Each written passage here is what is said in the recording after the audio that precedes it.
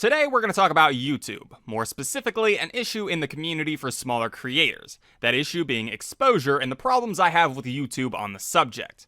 Now, I've been on YouTube for over a year now, making primarily gaming videos on a separate channel from this one, and even though that channel is at 62 subscribers at the time of this recording, for over a year's worth of effort, that's nowhere near ideal channel growth. Exposure on YouTube is something that a lot of smaller channels suffer with. Everyone wants to get big fast, but obviously that's a pipe dream for most creators. So the first form of exposure I'm going to talk about is time.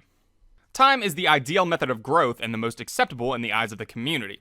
A lot of earlier YouTubers use this method as a means to achieve their current day success. However, nowadays there's an issue with the time it's going to take for you to find your audience. How much time is needed? Well, there's variables to this such as quality of content as well as the type of content being covered. Niche but still relevant content will get you the most growth since there's going to be far fewer people to compete with. However, go popular and you get lost in the shuffle with all the bigger content creators since they already have a leg up on you with their subscriber count. For an example of this, I go to my other channel. On that channel, I do some reviews of games, and my highest performing video is this, a review for the game Lichdom Battle Mage. A very poor port for the PC that few bigger channels covered because it just wasn't really a very important release. Now for a big title from the past year, we have Doom, a huge game that had a lot of coverage and was obviously on everyone's radar. Both of those reviews were put on my channel only a few days after their release, but Lichdom far outperformed Doom. That's what I mean by go niche. Everybody's going to be reviewing Doom, it's a huge title, but not everybody's going to be reviewing the PS4 port of Lichdom. However, there is still going to be a demand for that. Now for an example of going too niche, this channel is a decent example of it with videos like the How to YouTube series, but for the sake of consistency, let's go back to my other channel. Now, for too niche, I'd consider something like my storybook series or my game trivia series to be too niche. What I mean by that is there's not really a market for these types of videos. And you could argue that these videos didn't get very far because they're stupid or bad content, but they are original. Storybook, a little less so. It's basically an animation that's not really an animation, but I've never seen anything on the site similar to my game trivia series.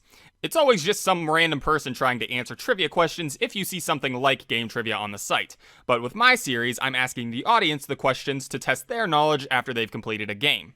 Now, you can argue if this is original or not, but I personally see it as original, and the point is there's no audience for it, so even if the hypothetical person would be searching for something similar to this, they're basically looking for a needle in a Keemstar exposed stack.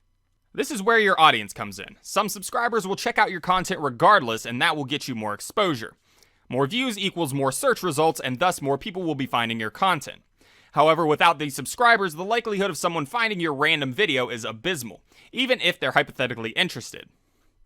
Now you can, of course, slowly over time, build that fan base, but how much time is that going to take to form that audience? A year? 2 years? 3?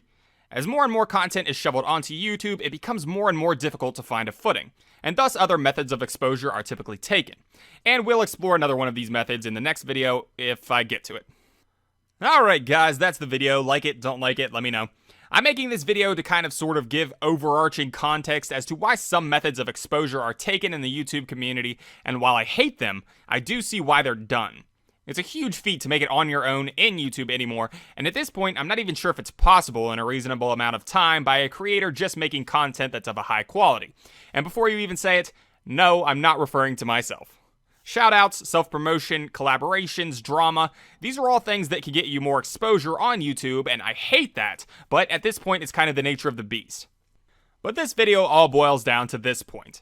I don't think time is a viable option for making a successful YouTube channel anymore, unless you get extremely lucky and get something to go viral, which is highly unlikely. And since time isn't a viable option, you have to make videos that fall into a specific category or follow trends if you want to get anywhere on here.